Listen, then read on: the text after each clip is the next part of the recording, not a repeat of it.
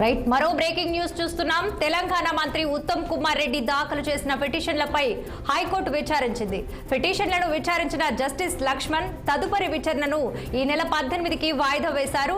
Nereducharla Mattampally police స్టేషన్లలో నమోదైన కేసులను కొట్టివేయాలని ఉత్తమ్ 3 వేర్వేరు పిటిషన్లు దాఖలు చేసిన సంగతి తెలిసిందే.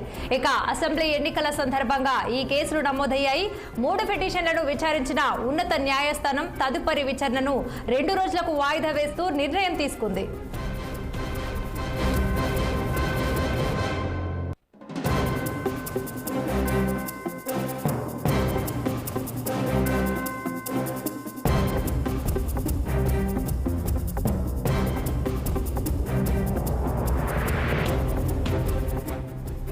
తెలంగాణ మంత్రి ఉత్తమ్ కుమార్ రెడ్డి దాఖలు చేసిన పిటిషన్లపై హైకోర్టు విచారించింది.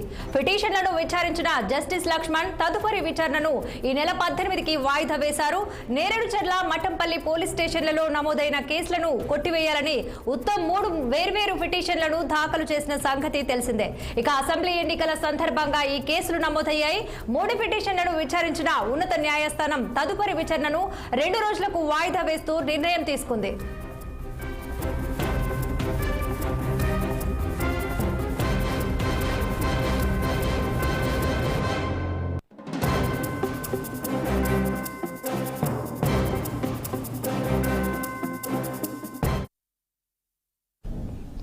ఏపీలో కూటమి సర్కార్